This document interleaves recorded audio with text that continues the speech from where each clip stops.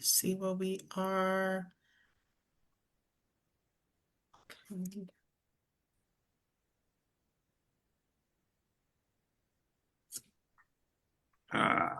see.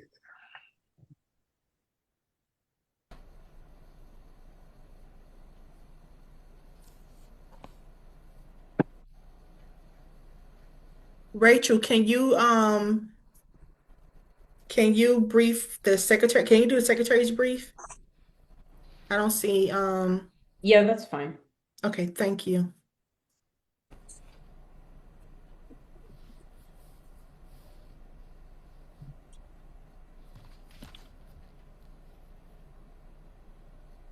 All right, we're gonna go ahead and start.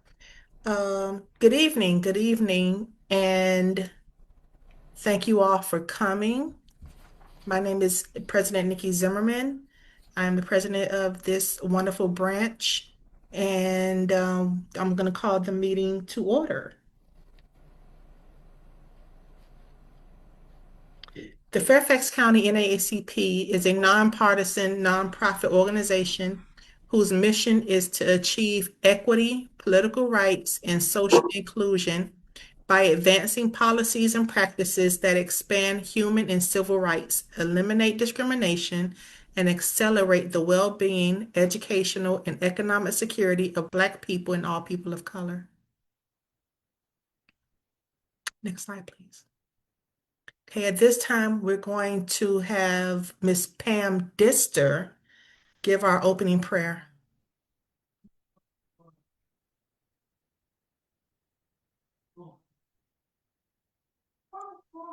Pam, you're on mute.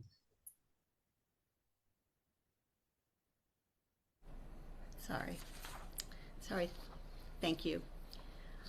Loving God, as we celebrate Black History Month, we thank you for the rich, diverse tapestry of your creation. We honor the heritage, culture, and enduring contributions of the Black community. Open our hearts to learn from the past, eyes to see injustice in the present, and our hands to build a more just and loving community. Amen. Amen. Thank you. Okay, at this time, we will have the secretary's report given by our assistant secretary, Ms. Rachel Luckenbaugh. Hi, everyone. Not much to report out tonight. The latest minutes, which are from our advocacy agenda rollout, those minutes are complete. Just waiting for a final review from our secretary, Secretary O'Brien.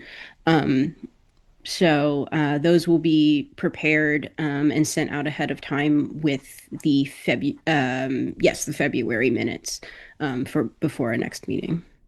And that's all I have. Thank you. Some really quick Black History Month program this weekend on Saturday, Harvest Assembly Baptist Church from 11 to 2. 11 to about 12:30 will be the program, and that will be followed by lunch. The registration is still open. Please feel free.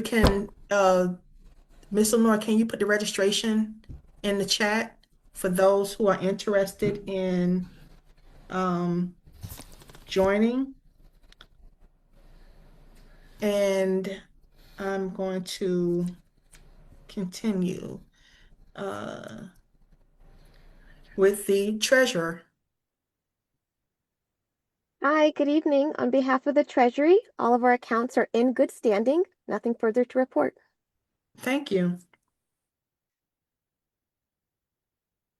At this time, we will go directly to let's do win and then I'm sorry. Let's go to budget. I was looking down at my notes.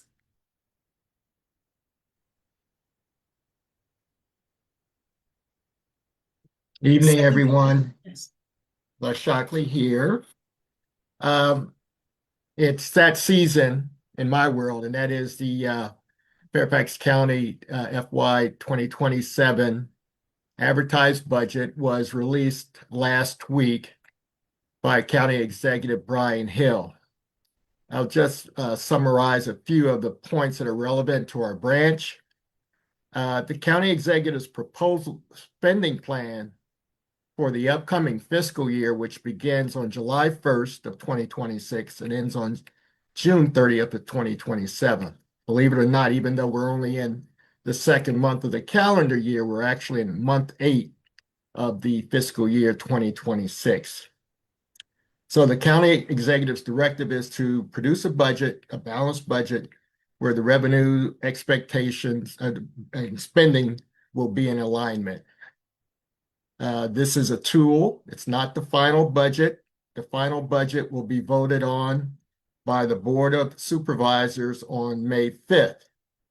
But this is really the starting point, which the Board of Supervisors staff and the community are privy to, where we as an organization, other advocates can review the budget, and with the upcoming town halls that will be held by each district supervisor, we will be able to express our point of view as regards the budget. So the total budget revenues projected for the Fairfax County is almost $6 billion, and that's up 3.7% over 2026. And in Brian Hill's budget, he left a small amount of $16 million, which from the standpoint of our, organizations advocating for the monies that have not been allocated or appropriated at this time, will be out there for organizations and everyone to try to get in the final budget. For those of you who are homeowners, the real estate tax rate is held unchanged at $1.1225, the same as last year. However, you can expect that your household tax will increase. On average, average house tax would increase $357. Now, in the area of the food and beverage tax, which was implemented on January 1st, there is an estimate that will bring in an additional $83 million to the budget over the course of the next fiscal year. Affordable housing, which is an area that we're very focused on, and the goal for we have set, or that the Board of Supervisors set, was to increase the budget to 2 cents for every dollar to be devoted to affordable housing. However, in Brian Hill's budget, he held it at last year's level of 1.25 cents.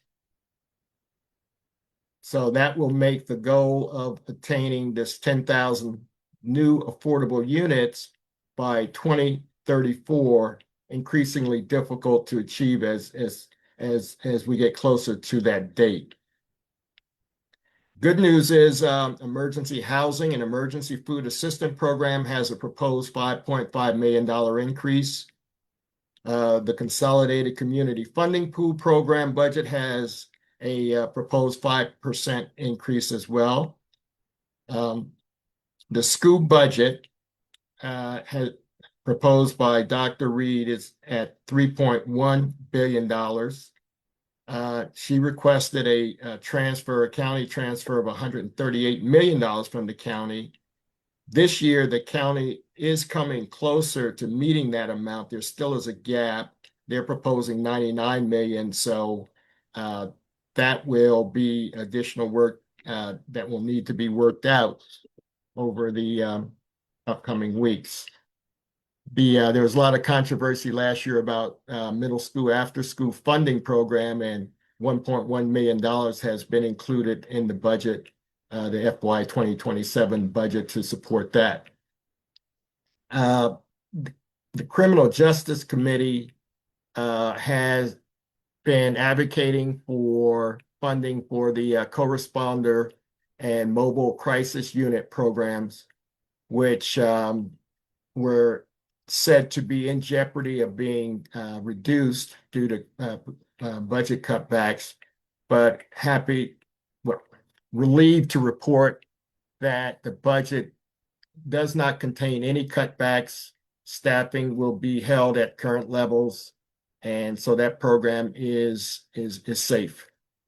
I had reached out to Phil Hagan to give me input on the public defender budget, which at this time I haven't gotten a response back, but that is another program that we advocate for and will continue to.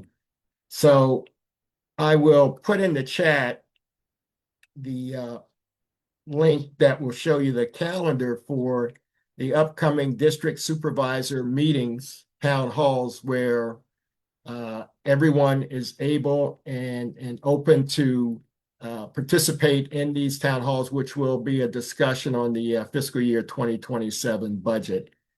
And again, this represents an opportunity for us as a branch and as individuals to advocate for the programs that are important to us. And that's the end of my report, Madam Chair. Thank you. Any questions for our second VP, Mr. Les Shockley? Hearing no questions, thank you. We will move on to our Criminal Justice Chair, Mr. Matthew Soud. Chair Soud? Lenore, can you bring up that flyer I sent you?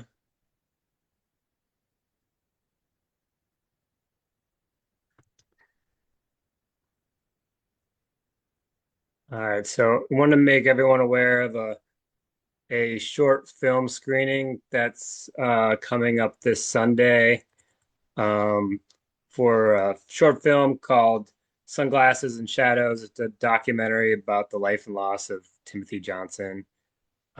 Timothy was killed by a FCPD officer, Wesley Shiflett, 3 years ago now. It's actually, remember, it's the third anniversary of Timothy's death. I would add that Wesley Shiflett was recently pardoned by former Governor Youngkin, which was kind of a grave injustice in this case. The film is about, not just the murder itself, but also, the follow-up and Ms. Johnson's, kind of how she dealt with it, her grief or healing or fight for justice. The event will be followed by a panel discussion, reflections from Ms. Johnson, and then a reception at the end. The panel will be basically kind of about faith, community, and justice in light of Timothy Johnson's death. I will be one of the panel members. I imagine Pastor Walton, whose church you'll be at, will be one of the panel members. So that's at 2 p.m. this Sunday at First Baptist Church of Vienna. And if you could bring up the second item I sent you in the link. As Les mentioned,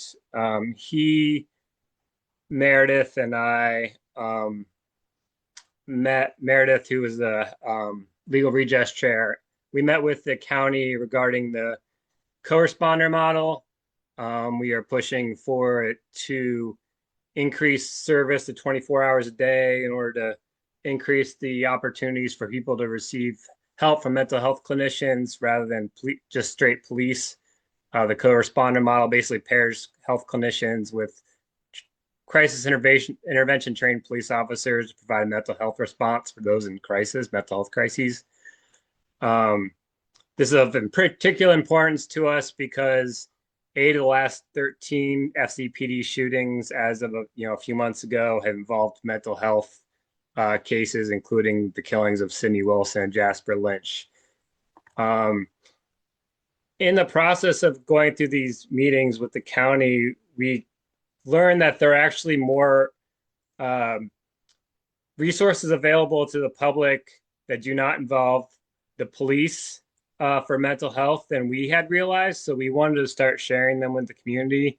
I will put this in the chat, but they have this really nice resource that talks about, who you should contact for different situations. The top, kind of the first one, which is most of which do not involve the police at all. So I think there are a lot of times when people are calling the police for mental health crises when really they should be contacting one of these other numbers.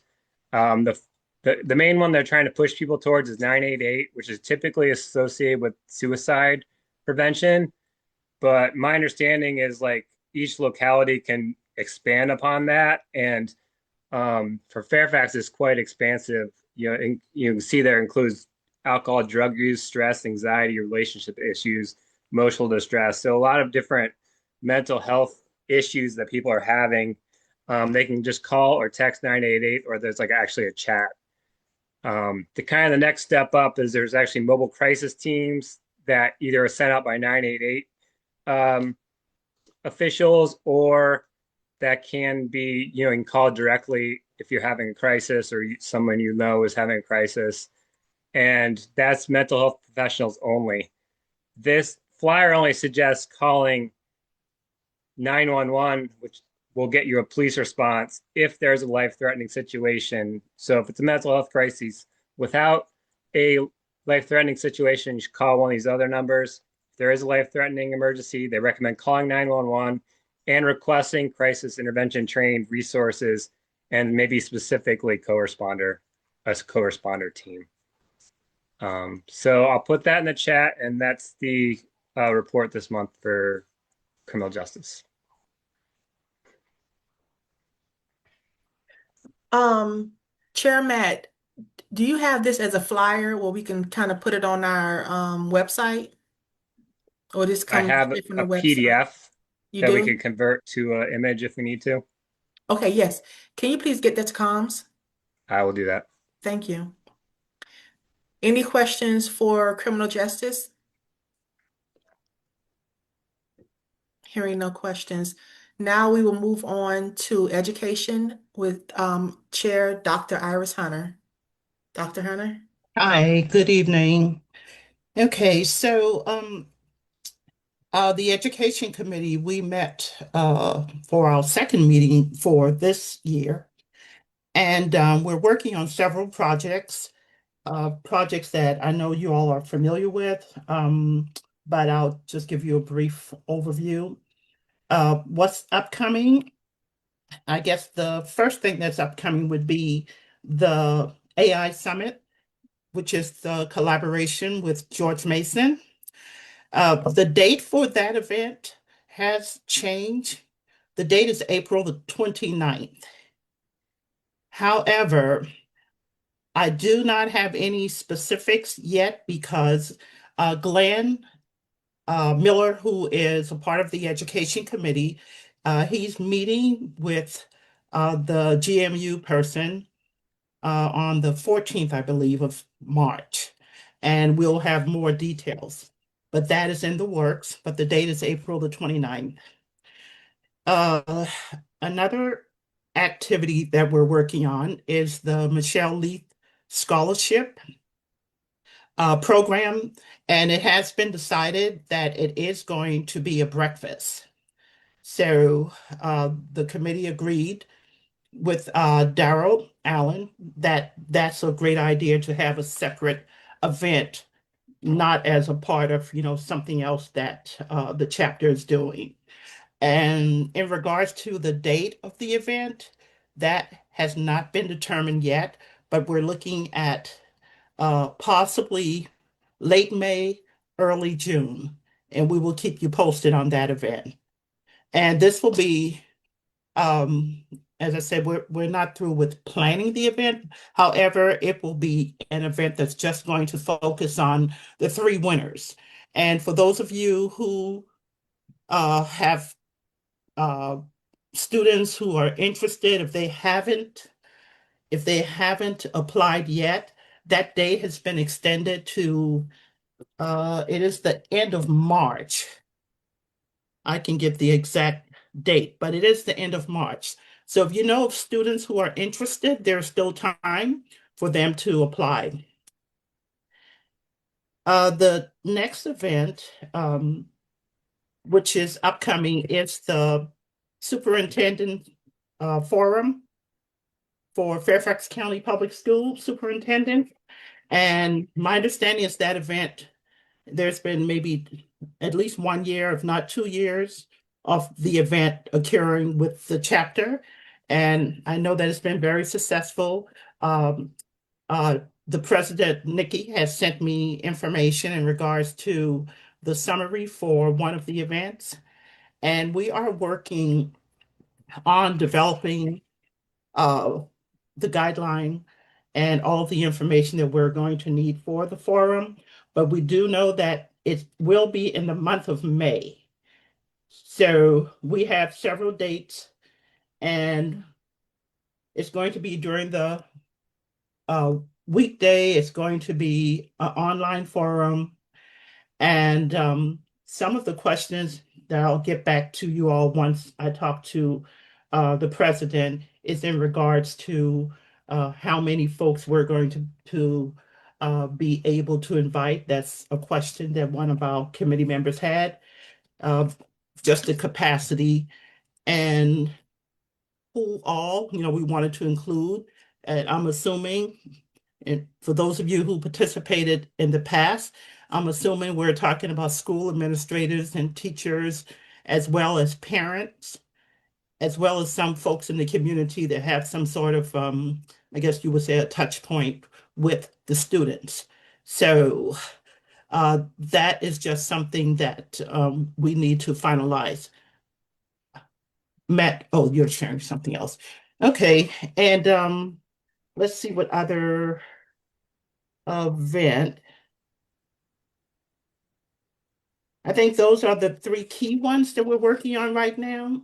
Um, Matthew and we will be meeting soon he can bring me up to speed pretty much on how we can collaborate with the community outreach event, because I know that is on our agenda for this year. Okay, I think that's it for me, Nikki. Yes, thank you, Dr. Hunter. Any questions for education?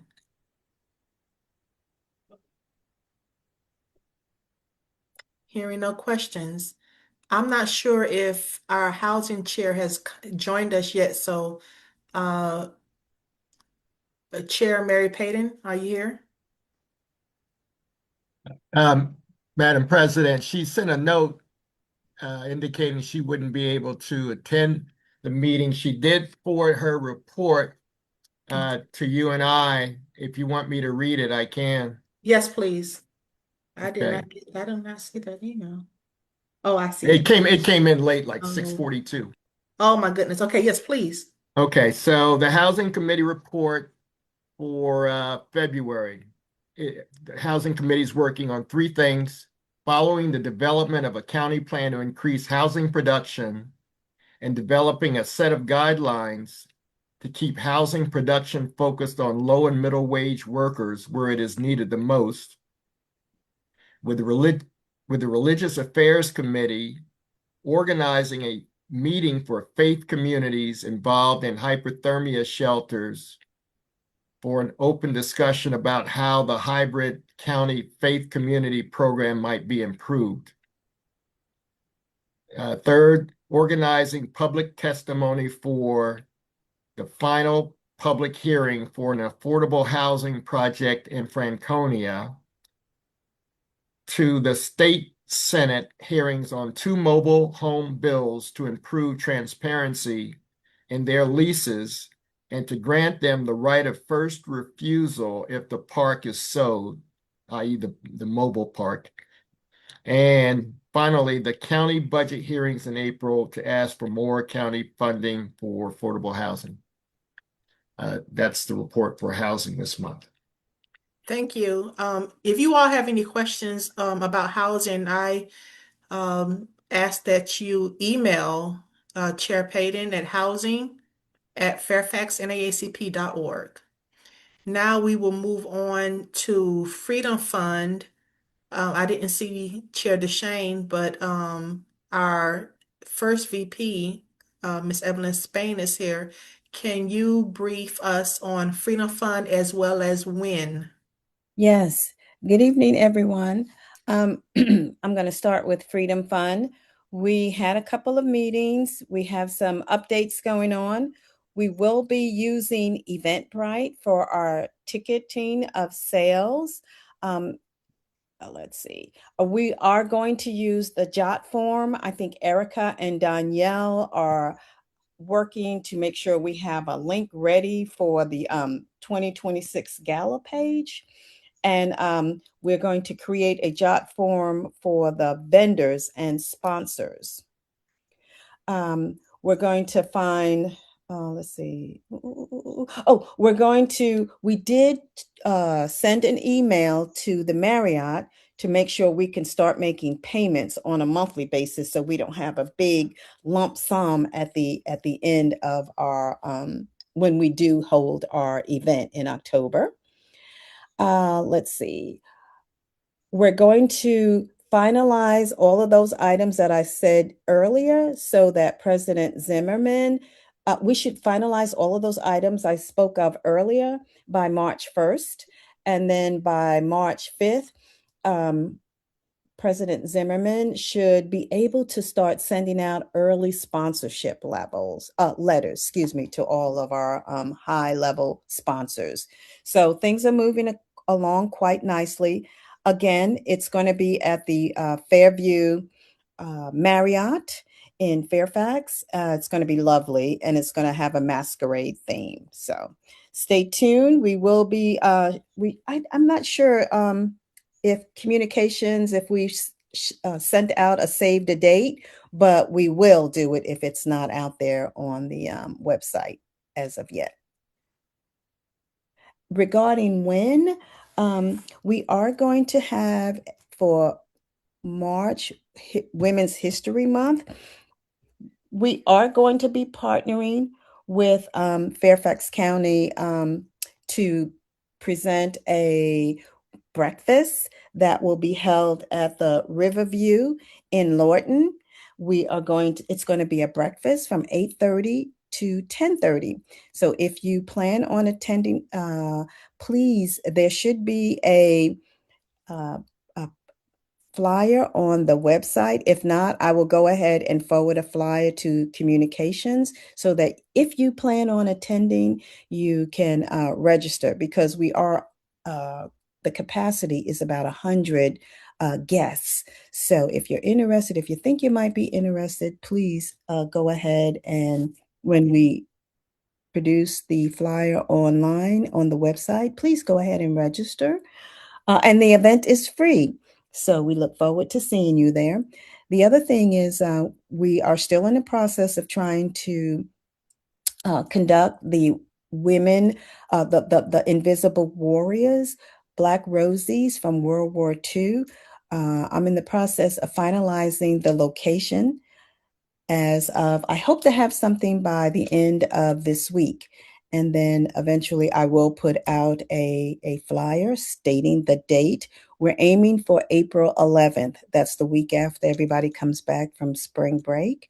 We're going to miss the Women's History Month of March because there's so much going on. So we had to back it up a little bit and present in April. And finally, I wanted to share that the WIN committee has been in touch with states WIN leadership, and we'd like to eventually think about collaborating with PAC, with Health Committee, with the Environmental Committee, and if we ever have a youth committee, because WIN is mainly about women and children. And so all of these areas affect our women and our children, and we want to make sure that we have a presence at all times. So if you have any questions, please reach out to First VP of Fairfax, NAACP. And that is the end of my presentation. Thank you. Any questions? All right. Thank you. Thank you, VP Spain. I will be briefing for legal redress. There is nothing to brief for legal redress right now.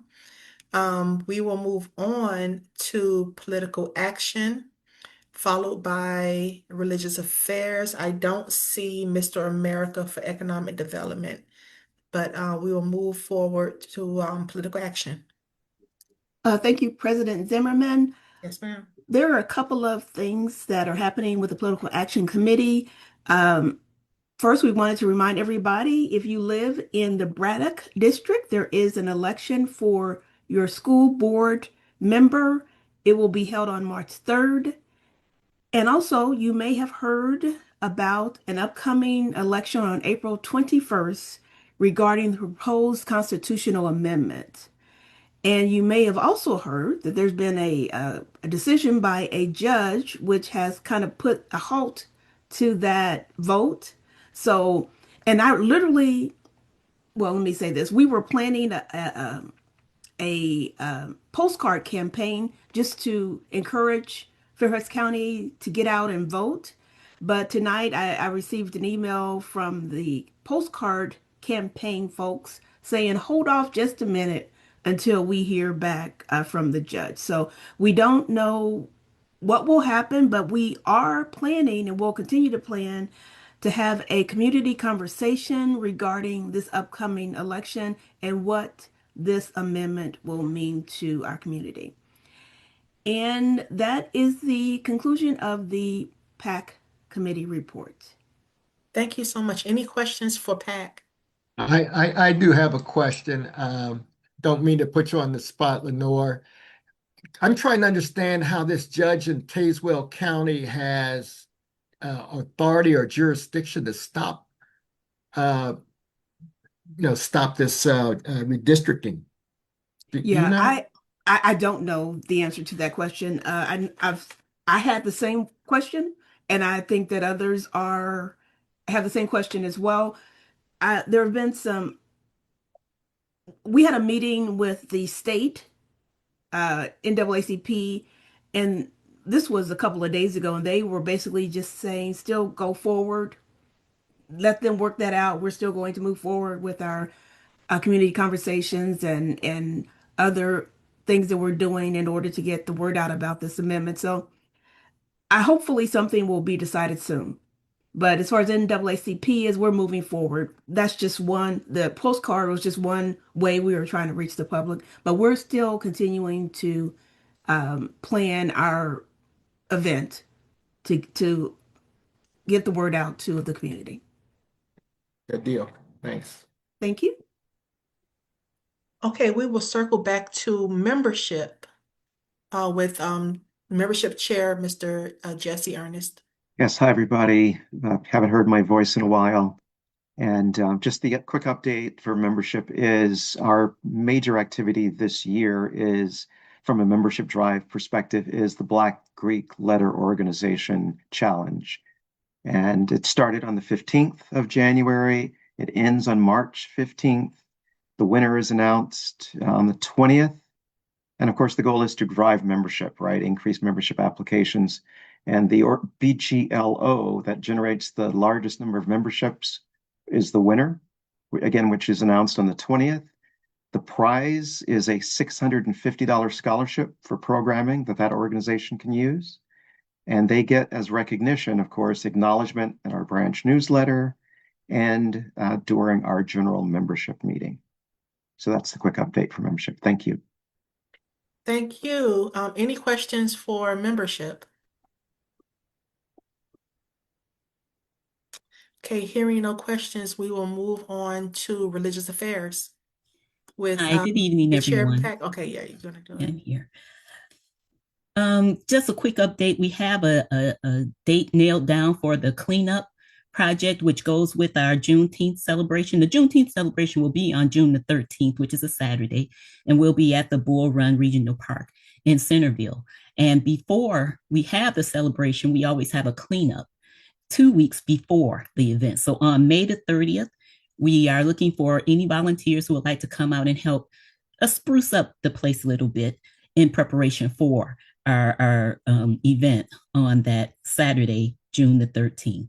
So if you're available to help, we'd love to have you. Otherwise, you can just come and celebrate with us for the great story of freedom and justice during our Juneteenth program. Also, many of you know about the initiative we have with our Religious Affairs Committee, where we're going in and about the Fairfax area to visit churches. Well, one of our members, Kamisha Parker, invited the religious affairs community to worship with her and the good folks over at Alfred Street Baptist Church for their Black History Month program, which was on last Sunday. Her daughter, Camden, who is our Girl Scout who's doing the Go to War project, was actually in the performance. So it was really wonderful for us to be included and invited to Alfred Street for that. And also, we want to welcome 3 of our new members for the Religious Affairs Group. We welcomed Nikki DeMello, who's on the line with us this evening. So give her a shout out if you can on your with the reactions. Also, Paul Gilbert, one of our friends from Nova Parks, has joined the Religious Affairs Group. And El Shaddai Lupan, who has been visiting with us on the number of things that we've just recently appeared at. She's been coming out with us. So we're thankful for the increase. And that's it for us, unless someone has any questions. Thank you. Thank you. We are hiring volunteers. If any of you are interested, we have a few, any committee can use help, but we have a few critical committees that are in need of a boost in volunteerism. That would be membership, WIN, legal redress, and our scholarship subcommittee, which you will be a member of the education committee. These are some of the more active committees.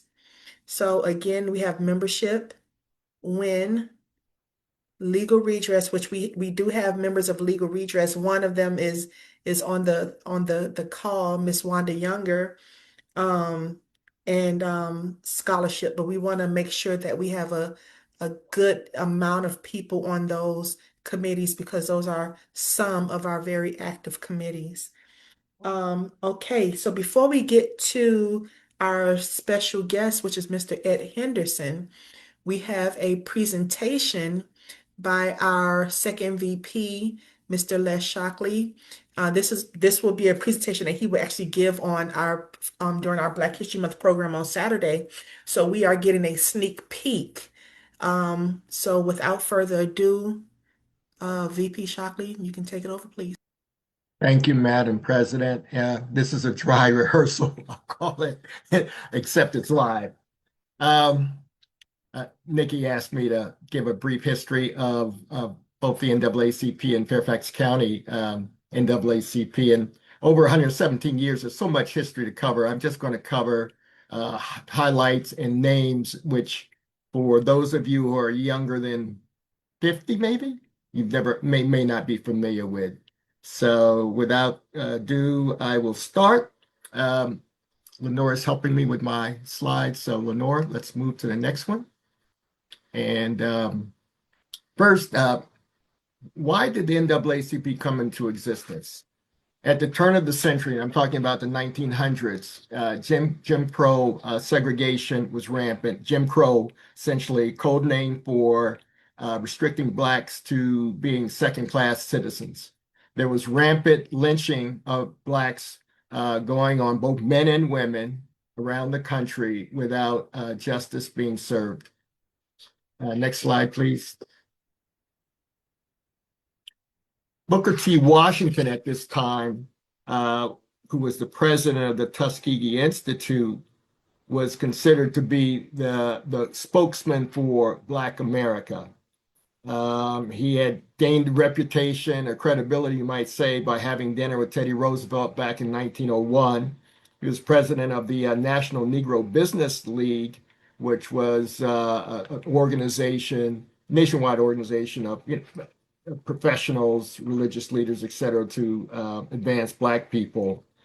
So as a educator at Tuskegee, his philosophy was to stress basic education and trades. He was considered to be an accommodationist. What that means is he didn't make waves with the white community. It was the feeling or his philosophy that working hard at what we do would get the recognition in due course and due time and we would eventually be rewarded. Next slide, please. His adversary was W.E.B. Du Bois, an intellectual educator. He was president of Atlanta University, and he had much stronger opinions about achieving equality than that of Booker T. Washington. So they were natural rivals in the fight against racism. In 1905, he organized, along with William Monroe Trotter, the Niagara Movement. And this was a movement, this was a meeting held up actually, ironically, in Niagara, on the Canadian side of Niagara Falls, because the hotels on the US side wouldn't let them meet. So that was sort of symbolic of the time. And at that time, they set out principles to demand voting rights, end segregation, equal education, and improve economic opportunity among Blacks. They met again the following year in Harper's Ferry, what was then Storer College. And since we were in the state of Virginia, I actually visited that museum back in the summer. I would encourage you. There's some interesting pictures. And again, this is in downtown Harper's Ferry, where the second annual meeting was held. Later on, and I'll get into the crisis publication, because that's the NAACP. But this is what this was eventually what evolved into the beginnings of the NAACP. Next slide, please. So the stimulus, if you will, for action being taken was the Springfield race riot of 1908. And so it came about as a backdrop. There had been an economic panic in the country in 1907. There was a fight for jobs. You had whites and European immigrants who were at odds with Black citizens in the community who they felt might take their jobs during a time of economic stress. The riot received much attention because this was symbolically the home of Abraham Lincoln, and it was a northern city. And that woke a lot of citizens up across the country, meaning the progressive whites in this country that felt that something needed to be done. Next slide, please. This led to what was then called the Call, where Mary Ovington, and you have here some of the founders of the original NAACP, but the Walling, Moskovitz, and Ovington called for a meeting on, the meeting was called on for May of 1909, even though the call for leaders across the country to meet was done on February 12th, which coincided with the 100th anniversary of Abraham Lincoln's birth. So in May, 60 attendees came to New York, of which 7 were Black, and they formed what was then called the National Negro Committee. Interestingly enough, Ida B. Wells was a part of was one of the attendees. The original founding 40 list, though, excluded her, and there was some political intrigue with that because Mary Ovington did not like Ida B. Wells, because Ida B. Wells was always a very outspoken person, and W.E.B. Du Bois, though, claimed that he was the person responsible for excluding her. So we see that with organizations, even at this early stage, there was some dissension. The name colored, or the official name of the NAACP, came about in the following year of 1910, and that was really at the recommendation of W.E.B. Du Bois. He felt that the word colored would be more inclusive of all people, dark-skinned people, and in the fight against segregation, discrimination, and racial violence. Next slide, please. As I mentioned, Mary Ovington, she pulled it together. She was a social worker by profession. At the time, American Socialist Party was popular in this country, and she was a woman suffragette who fought for the woman's right to vote. Again, at this time, women white women, black women did not have the right to vote. So she was very active in the suffragist movement. Next slide, please. Morford Story, prominent attorney, was the first president of the NAACP. I think it's important to recognize that you'll see at the early years, and even from the pictures there, that most of the people portrayed, they are white, and that was needed for getting the validation necessary in our country at that time. People like Story, a lawyer, you needed that legal experience, also the financial support. So it should not be that surprising that at the early stages, NAACP was largely white-led. Next slide, please. Ida B. Wells. Now, Ida B. Wells was an investigative journalist who researched lynching from her experiences from when she lived in Memphis, Tennessee. She wrote and documented Southern horrors and a read record of all the, a number of lynchings that had taken place from the late 1800s. She was forced out of Memphis to save her own life. But she was, as I mentioned, she was originally involved in the formation of the NAACP, along with Mary Church Terrell. But due to philosophic differences, she was, again, felt much more that the organization should be much more aggressive about seeking the rights that we wanted and needed. And so she was marginalized largely by the organization. And it's interesting fact, given the fact that you will often see her picture portrayed in many of the NAACP clippings from that time. Next slide, please. Arthur and Joel Springhorn, two brothers. Arthur was a prominent attorney, headed up the NAACP legal committee. Again, you have your lawyer here. He was the NAACP president from 1940 to 1965.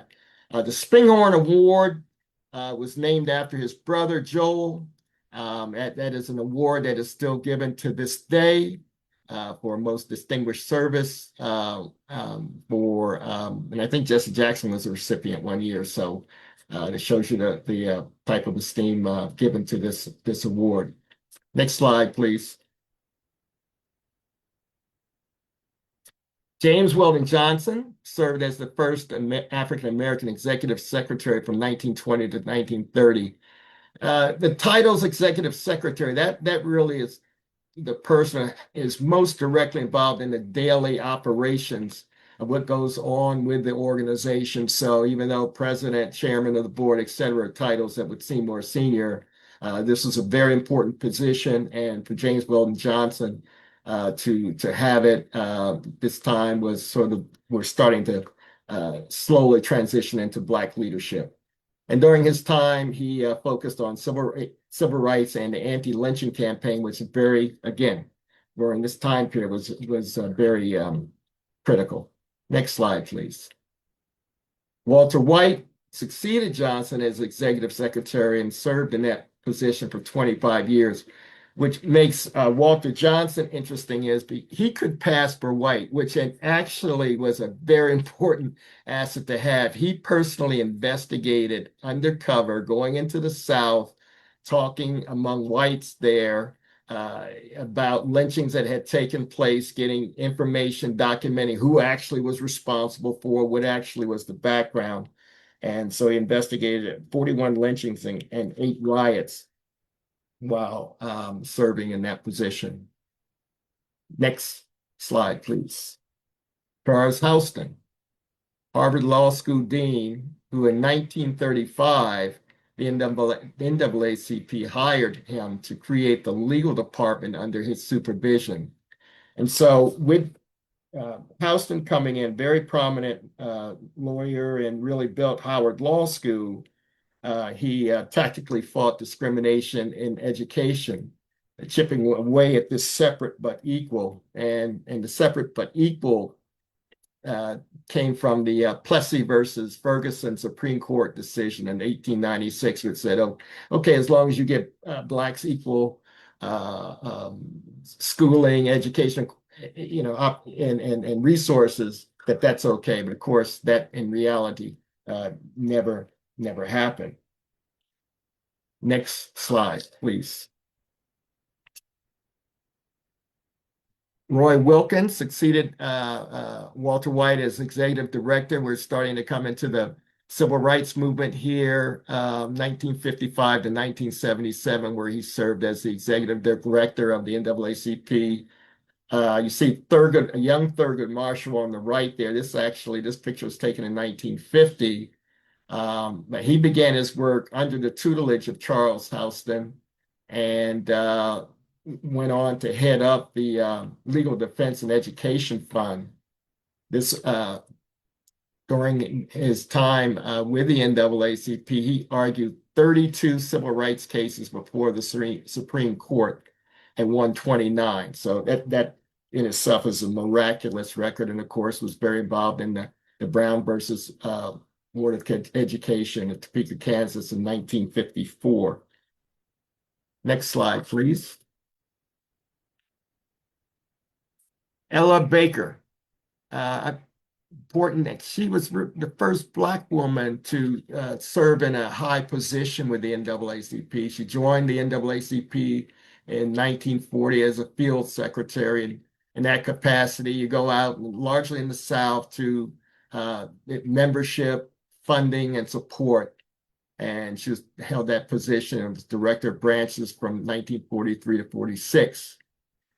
She also was a co-founder of the Southern Christian Leadership Conference and the Student Nonviolent Coordinating Committee in later years. So she was very, her strength was grassroots organizing, and it wasn't restricted just to the NAACP, but she did it with other organizations as well. Next slide, please. Okay, which brings us to the present, where our current president, CEO Derek Johnson, who has been in the position since 2017. I'll mention some other names that you may be familiar with in recent history, people who've headed up the NAACP, Kwasi Mfume, Ben Hooks, Ben Jealous. I'll mention that Medgar Evers, Mississippi, field secretary, back in the 1950s and 60s until his assassination. And Margaret Bush Wilson, she was the first Black woman to serve as the chair of the NAACP from 1975 to 1983. So that's a brief history of our national NAACP at the national level, and now move to the local level. Next slide, please. So the Fairfax County NAACP, our origins started out as a fight against codifying housing segregation in the county. In 1912, a Reverend John Colbert formed the Colored Citizens Protective League. What was going on at that time is that actually the state was codifying segregation in housing between whites and Blacks. And that meant that at that time there were Blacks that lived in mixed neighborhoods, that those people were at risk of being forced out of their homes and moved into a segregated area. And this is what the origins of the organization came about. And I might mention very importantly that our main speaker tonight, I'm thinking this is his grandfather, Dr. E.B. Henderson. This is an oral history that Dr. Henderson wrote back in 1965 that chronicles the early history of our current chapter. Next slide, please. Okay, so in 1915, again, understanding the NAACP was in existence at this time, so the first charter went to was established for the Falls Church and vicinity in 1915. Later, in May of 1944, what we are now, the Fairfax County Charter, was granted. Next slide, please. This is the first president, a photo of the first president, the Falls Church Fairfax branch, Joseph Tenner, and there were 40 original members of that branch. Next slide, please. The early work of the and again of the chapter, and again, this precedes. This actually goes back to the Falls Church time frame. Was fighting poll tax, and this was a tax which, in the case of Virginia, was you had to pay $1. Blacks had to pay $1.50 a year for 3 years in order to vote, and the NAACP worked on making sure that those of as many as possible could vote, which in the oral history of Dr. Henderson said was about a 50% rate. The chapter worked against discrimination and struggles, like there was a situation where soldiers at Fort Belvoir went into a Gum Springs gathering, pulled out 2 boys, and threatened to lynch them because of their allegedly having said something to a white woman.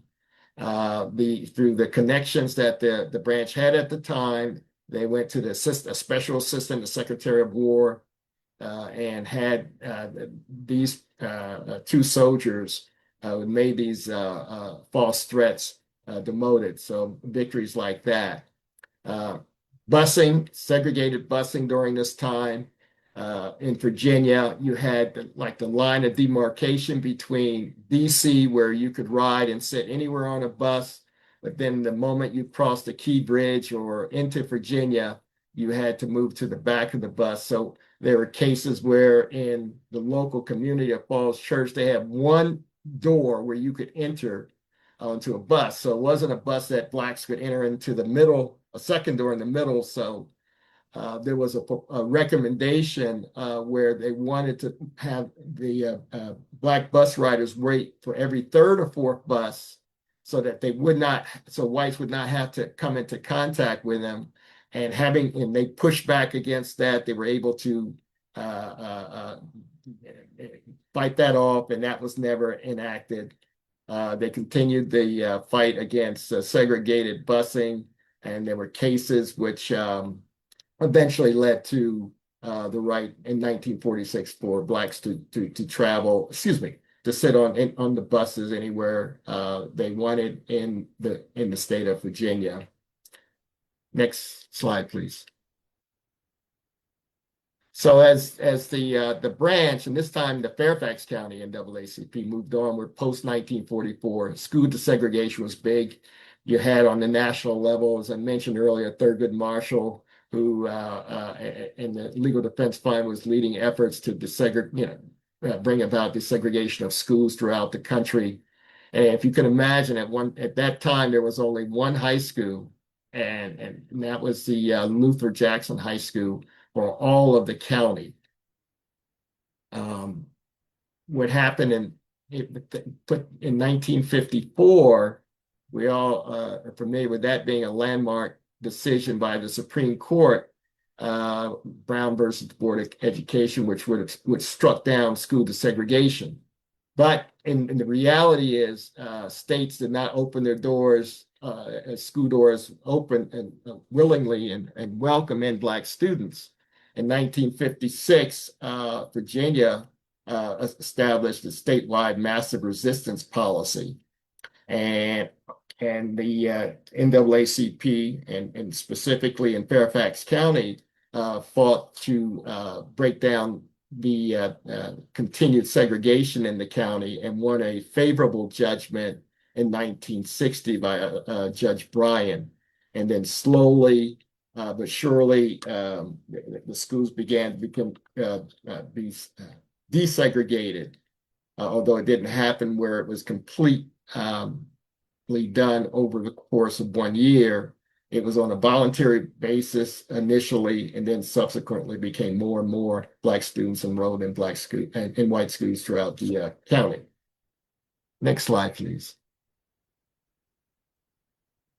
So, fast forwarding to where we are today as a branch, we're a branch with 450 plus members. In 2024, we won the National Thalheimer Award, and also in 2024 the Ella Jo Baker Award. That's why I mentioned that, because that was largely related to the increase membership growth that the branch was able to achieve during that year, so that we were nationally recognized. And the Thalheimer Award was for the great work that the branch was able to accomplish during the course of the year, which led to being at the national convention being awarded that prestigious award, which was the second time since we had also received it in 2018. And I think that completes everything that I have. And if there are any questions, happy to answer, if I can. This was a wonderful presentation. Absolutely excellent. Yes, it was. Question for our CTO, Mr. Sir Gerson, could you, once the meeting and everything is over, could you make this a standalone presentation that we can post? Certainly, yes. Thank you so much. As well as the one that Mr. Henderson will give, and we can just post that post it. And this is wonderful. Thank you It'll so be a much for your pleasure. hard work, VP Shockley. This is outstanding. I can't wait for everyone to see it again on Saturday. Well, at this time, without further ado, I'm going to read Mr. Henderson's bio.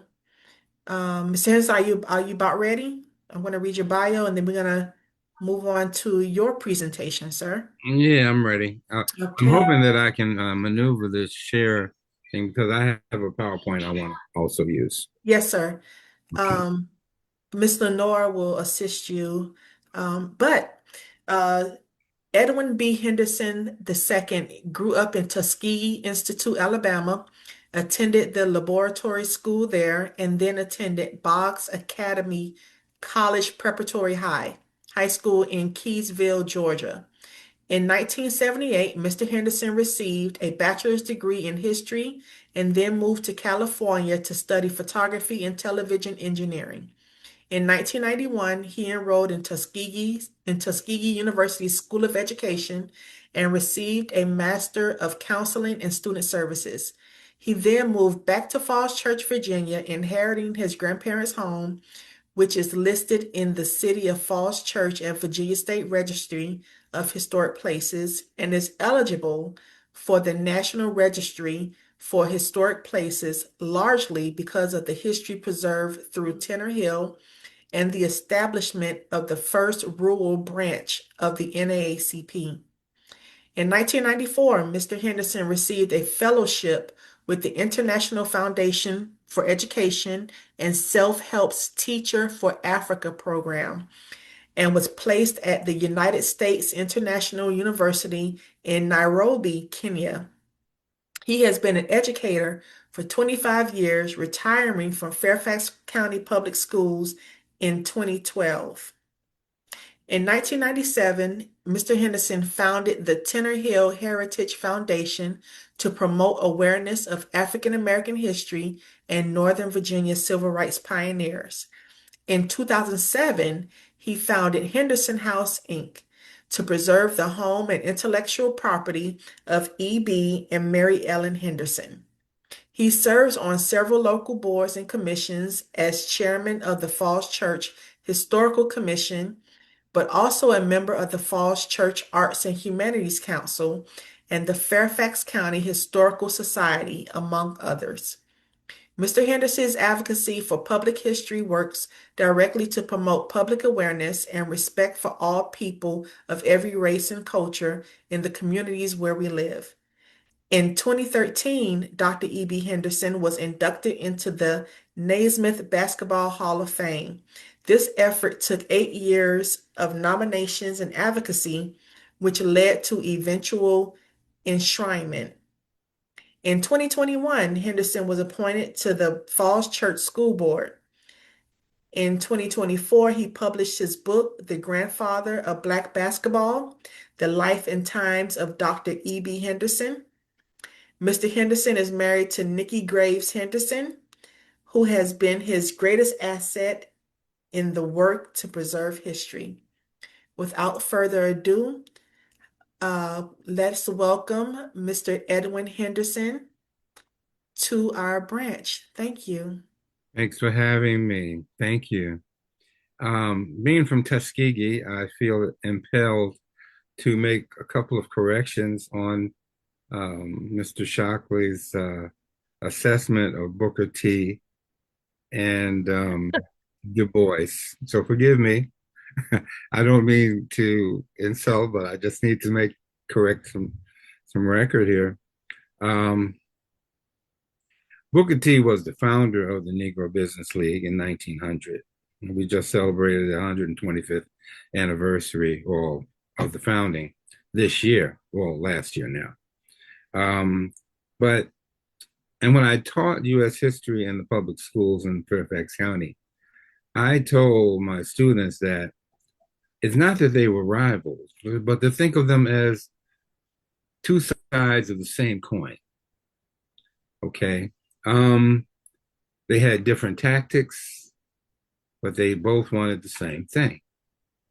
Now, most people think of Booker T as a vocational educator, but his philosophy was purely economics. It wasn't that he wanted to be an accommodationist, even though he was labeled as one. But society at the time was not ready. And he felt that by working on the economics and starting businesses and building the best community, providing the goods and services that your community needs, would speak far better for Blacks than to advocate for equal rights at the time. Matter of fact, after the Atlanta Exposition speech, for which he was labeled an economist, Du Bois sent him a letter of congratulations. So we have to understand the nuance around certain things as well. We also need to understand that massive resistance here in Virginia, there were two dynamic lawyers who led the fight, one being Oliver Hill, the other one Spotswood Robinson. Now, E.B. Henderson was elected the president of the Virginia Council of NAACP in 1955 after he retired from the Washington, D.C. colored schools in 1954. And the task was to ensure that Brown versus Board of Education was going to be implemented. And so that's what these gentlemen were fighting for during that time between 1954 and 1964 after the Civil Rights Act of 1964, which most schools agreed and started to desegregate because it meant federal money. Okay. And that was the impetus to desegregate in 1964, 65 here in Fairfax County, even though the push was being very much successful by the efforts of the NAACP, the Fairfax NAACP. And there's a booklet entitled The History of the Fairfax County NAACP, published in 1965 at the 50th anniversary of the organization, which highlights most of the history of the first 50 years between 1915 and 1965. But I'm going to see if I can start my PowerPoint and to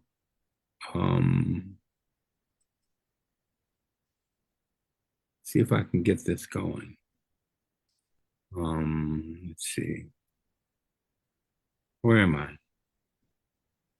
I am not seeing. We see your email box, Mr. Henderson. Yeah, that's not what I want to show you. And let's.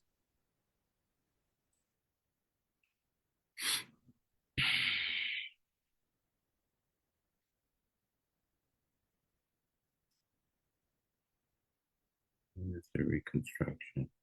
Okay, here it is. All right. Okay, let's start this.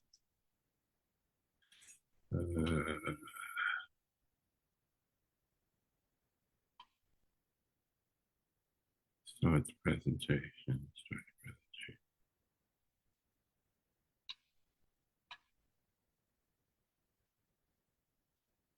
Can someone help me on how to start the presentation here? You have an Apple Oh. product? Yeah, it's an Apple. So I'm of no help. However, comma, maybe if you click slideshow at the very top. Yes, that's right. Yeah, just keep going to your right. It says home, insert there. Slideshow. Slideshow. Right after animations and before record. Go up. There you go. Right there, or do you want the one that's higher? No, that's the one I was referring to. That's the one, okay. Yeah, when you clicked it, you got some options there. Ed, click on that and then on the left. Play from start. There you go. Okay. There you go. All right. This is a handbill that I found in the attic here in the house here in Falls Church. This was the impetus behind starting the effort that turned into the Fairfax County NAACP. There was an ordinance that was being considered by the Falls Church Town Council that would have, as Les mentioned earlier, created segregated districts within the town of Falls Church. 9 gentlemen came together and their wives, and they met on Tenor Hill at the home of Joseph Tenor. At that meeting, they decided that they would form an organization, the Colored Citizens Protective League. And that was in 1915. The ordinance, the state legislature passed an ordinance in 1912 allowing municipalities to create such ordinances. But in 1915, the town of Falls Church enacted or acted upon that legislation. And these gentlemen decided that they were not going to go along with it. These are the notes of the first 2 meetings. The first meeting took place at the home of Joseph Tenor, and they decided that they would start a letter writing campaign to the town council, the businesses, and the churches in the community to see where they stood on the proposed ordinance. They also decided that they would write a letter to W.B. Du Bois asking to form a branch of the NAACP. Now, E.B. Henderson had written an article in the 1911 Crisis magazine entitled The Colored College Athlete. And so he had dealings with Du Bois as well. And he was also a member of the Washington NAACP, which was started by Archibald Grimke. My grandmother, his wife, actually belonged to the 15th Street Presbyterian Church, and her pastor was Archibald's brother, Francis Grimke. Okay, the second meeting took place on the 18th of January, 1915.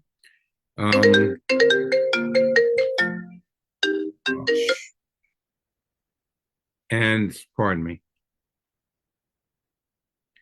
And it was held at the home of E.B. Henderson, the home that I now possess. And they decided that by this time, the ordinance had already been passed by the town council. And that's why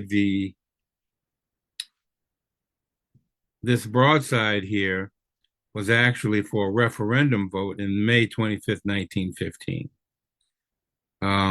where they actually put it to the citizens.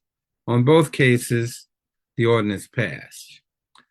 After the ordinance passed, the Colored Citizens Protective sued the town of Falls Church at Circuit Court, Fairfax County Circuit Court, which created a referendum and made it impossible for the town to enact or to act on the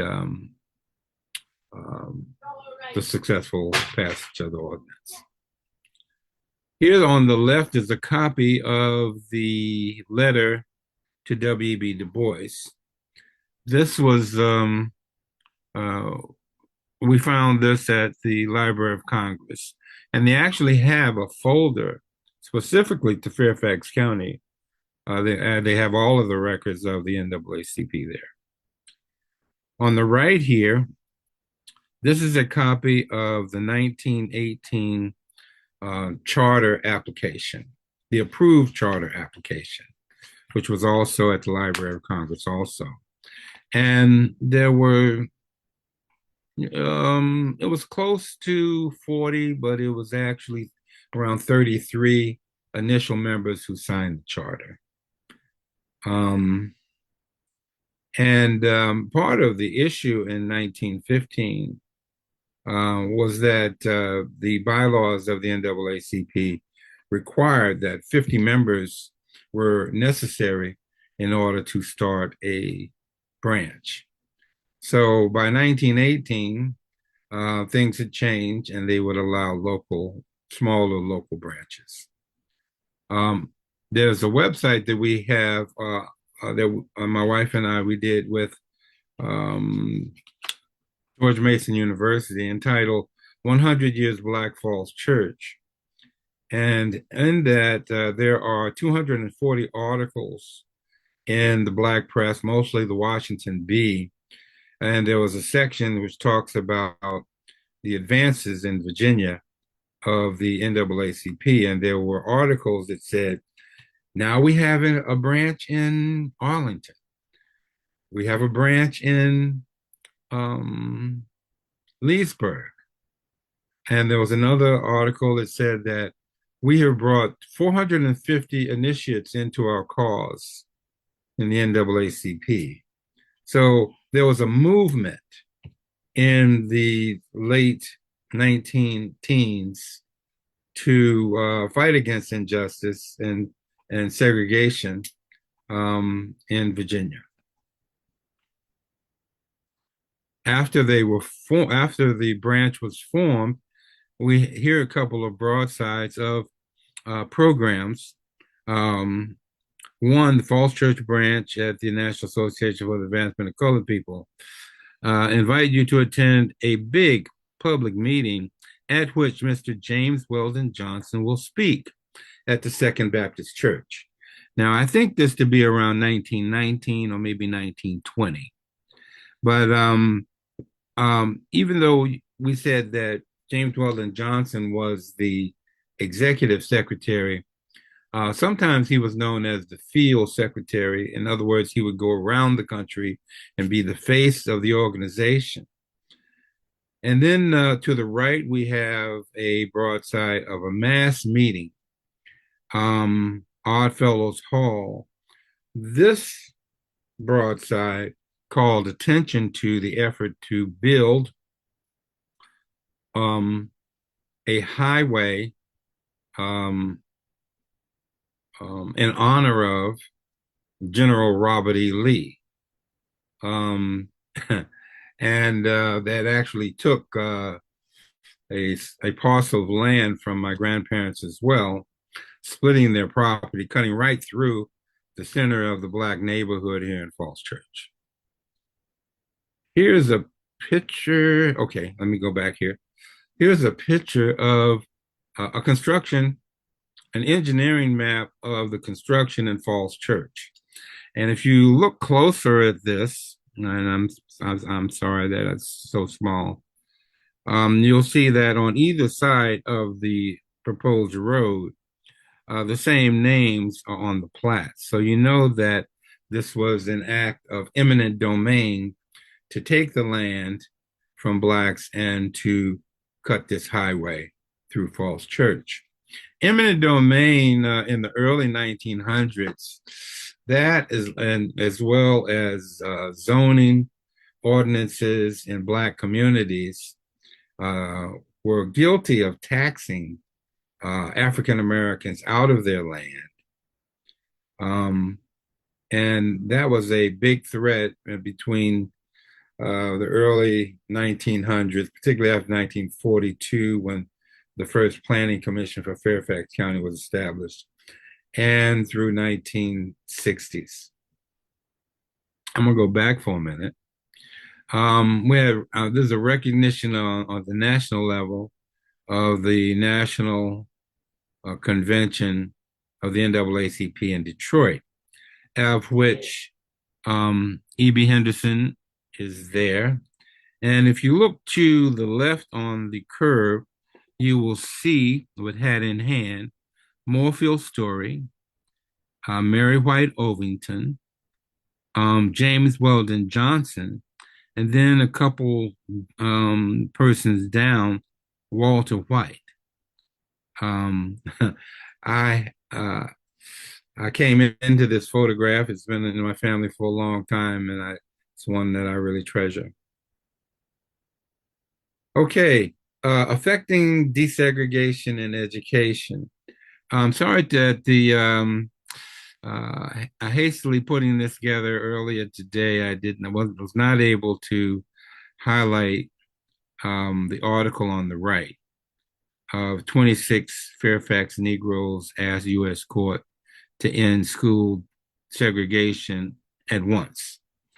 Okay, so let me start on the left at first.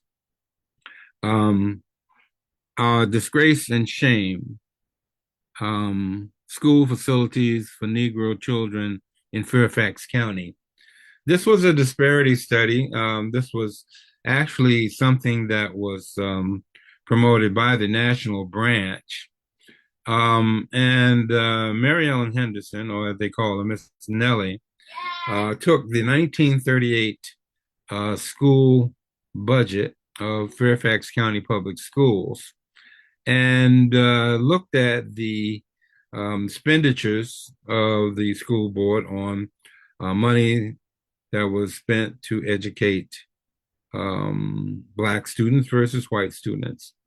And the finding was that only 2.6 cents out of every dollar was being spent to educate the Black children, whereas 97.4 cents out of every dollar was being spent to educate students in the white schools.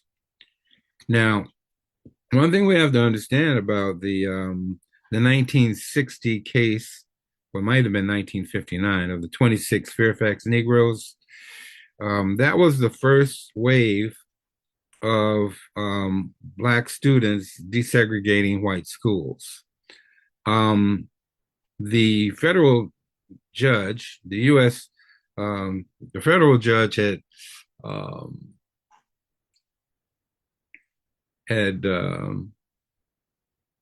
rejected the plan of the Fairfax County Public Schools to integrate one grade per year until all grades were desegregated. And at that time, Fairfax County put forth this suit. 26 or around 30 were the first wave to desegregate the schools in the 60-61 school year. In 61-62, there were around 100 Black students desegregating white schools. In 62-63, there were 200. In 63-64, there were 400. And then, as I said earlier, in 64-65, 465 with the help of the Civil Rights Act of 1964, which meant that money would be allocated for those schools that desegregated. Fairfax County, as well as many other schools throughout the country and in the South, decided to desegregate and to allow full desegregation in the public schools. In 1965, the history of Fairfax County NAACP celebrates 50 years. It was a small volume, a pamphlet, mind you, and it says, by Dr. E.B. Henderson, as told by Edith Hussey, who was a white woman. And one of the things that Fairfax County NAACP was very proud of was that they had advocated and allied with many whites in the organization as well. So that's one of the reasons why Miss Hussey was one of the prominent members of the branch at that time. And then on the right, we have a not as good as Les's picture, but a picture of Joseph B. Tenner, the first president of the Falls Church and vicinity NAACP. I'm going to talk about Tenner Hill for a minute and the work that we've done to help champion and preserve the history of the branch. In 1997, we became incorporated and sought for our nonprofit status. The first thing that we did was we built a monument to those brave men and women who put their lives on the line to strike a blow against injustice here in Virginia. It is the Tenner Hill Civil Rights Monument, sometimes known as the Tenner Hill Arch, and it is at the corner of Lee Highway, or as they call it in Falls Church, South Washington Street, and Tenner Hill Road. In 2006, we received a Virginia state marker. Our congressman there, Jim Moran, was a help to champion that effort, as well as several others. I also have to say Linda Smith, Bob Hull, and the mayor at the time was in Falls Church was David Snyder. And then at the anniversary of the 100th anniversary of the meeting on Tenner Hill to form the Colored Citizens Protective League, and which evolved into the first branch of the NAACP. The Tenner Hill Historic Site was opened on Tenner Hill, which encompasses the land where the home of Joseph Tenner lived. And currently, there is it's no longer proposed actually, there is a Tenner Hill Historic District, Historic and Cultural District in the city of Falls Church, Virginia. And we have created a mural district. Oh shoot, I didn't do the mural, but we have a mural right there across the street from the monument, which says, "Welcome to Tenner Hill." And there's several other murals around Falls Church, which Tenner Hill has commissioned. And that is the end of my presentation. Um, and I want to thank you all for the opportunity to give a short history. I apologize if it's not as long as I would have liked it, but time got away from me this afternoon as I was preparing. So I hope that you enjoyed the presentation. Thank you. Thank you. We absolutely did. Thank you, thank you, thank you for your time and your experience and your history and your knowledge and your family, and all that they've contributed. Um, can you take a few questions if we have any? Sure, I'll take a few. If Okay. you have Anybody have any questions? Well, I do. Thank you very much for really providing more shape and accuracy to the information. You are the source, your grandfather, so that's helpful, and I certainly will update my report. I wanted to mention, I thought you would mention, I was at the New York Knicks Washington Wizards game where you were honored, or your grandfather was honored. They threw you flowers. And that was an enjoyable event to see you and your ancestry recognized. Thank you. And actually, I was there this past Sunday as well because they have an essay contest, and I tried to push this out to the NAACP as well. It's an essay contest that they give every year in honor of E.B. Henderson, who was a prolific writer. He wrote several books and over 3,000 letters to the editor.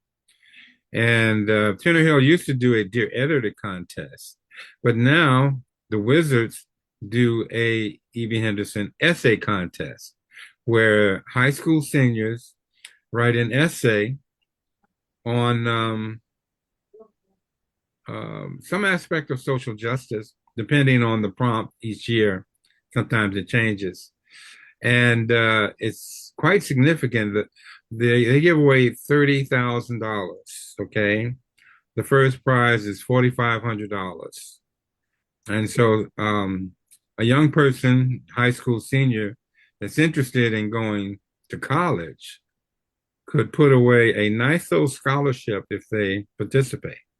So I'm hoping next year I'm going to shoot it back out to the branch, and hopefully we can get some winners here in Fairfax County. Our CJ chair sent the link for the history of the Fairfax County branch of the NAACP is available online for free from Mary Riley Stiles Public Library. So you That all, was my source. that was That was okay. the source I used. Okay, so if you all are interested, please hit the link. Thank you, Chair Soud. I do have two questions for you. Um, well, Matt answered the other one. I was going to ask you, where can we get copies of the first 50 years of the branch's history? And that's where we can get it, correct? Well, I doubt if there are any copies available. It's no longer in print. Um, like you said, you found it at Murray Riley Stiles Library. You can find it at the Fairfax Regional Library as well. I mean, it's a resource, and generally speaking, in the Virginia rooms, that's where you will find it. Um, there are some digital copies, and I think I sent to you a copy that hopefully you can uh, uh, put up or disseminate at some point. And can you resend me that? I believe you did, but can you resend me that and I'll send it to our XCOM and we can see if we can get some booklets made Sure. for Okay. that, please. And my The other second, thing I'd like to say is that the Murray Riley Stiles Library also digitized E.B. Henderson's The Negro in Sports just recently. And so that's one of the first of its kind. It was a history and a scholarly work on Black athletes. Arthur Ashe noted on the Today Show that it was the first of its kind. but there was also a publication that E.B. Henderson did in the Spalding Athletic Library entitled The Official Handbook of the Interscholastic Athletic Association of Middle Atlantic States. That was the first Black athletic league, which was also established by E.B. Henderson. So thank you for that. My next question is, can you speak briefly about your grandfather's basketball history? And you have a book written, in his honor. Can you give us a brief of what his legacy is in basketball? Sure. I'll give you a brief one, but I'm going to put a plug in to say, if you really want to know, buy my book. Absolutely. But he's the one who introduced the sport of basketball to African Americans on a wide scale organized basis. He learned the game in 1904 when he went there for a summer session for aspiring physical education teachers, of which he was the first African American male to be certified to teach physical education in the United States. Upon returning from that first summer in 1904 at Harvard, he began to form teams in the segregated public schools to play intramurally and extramurally within the colored schools of Washington, D.C., spreading the game far and wide to the African American population in Washington. And starting the first league, starting the first organization to train and organize officials, setting in place the infrastructure so that Blacks could participate in organized athletics. Thank you. Well, I will purchase a book for my son. So me and you are going to get together. So before we close out with the closing prayer, who's going to get the closing prayer? Is it going to be Chair Pat Yeah. or? Yes, I'll do it. Thank you. Okay, I'm going to call the meeting to close, but um, Mr. Henderson and myself, we're going to be meeting with GMU librarian and the chair for the African American Studies department so that we can capture 1966 to 2025 and see if we can submit that into the Library of Congress. So we have a meeting coming up so that we can continue to preserve the legacy and the history of the branch. So Mr. Henderson and myself, we're working together in concert on that, and we have a meeting coming up in March to discuss how we can bring all that stuff, all those archives into the last 50 years into the archives of the Library of Congress. So I'll have more to follow with that probably at next month's meeting. After Mr. Henderson and myself, we meet with the people at GMU. And I'd like to call the meeting to close. Can someone make a motion, please? And move that the meeting of the NAACP Fairfax County branch be closed. Adjourn. Do we have a second? I second. Okay, so before we close, we're going to have a prayer. Okay. Hi again, everyone. Let us look to the Lord. Gracious God, we thank you for guiding our discussion and strengthening our unity today. As we end this meeting, remind us of our shared purpose to seek justice, uplift our community, and walk with compassion and courage. Bless the work of our hands and hearts that all we do may honor you and bring hope to those we serve. Amen. Amen. The meeting is officially closed. Thank you all. Have a great evening. Thank you again, Mr. Henderson. Thank Thank you. you. Thank you. Thank you And Good so see night. you all much. Saturday. See you all Saturday, 11 o'clock. Harvest Assembly. 10:30, right? You want some of us to Thank be there Yes, at 10:30? you. yes. And don't forget about the meeting tomorrow. Oh, can we stop recording?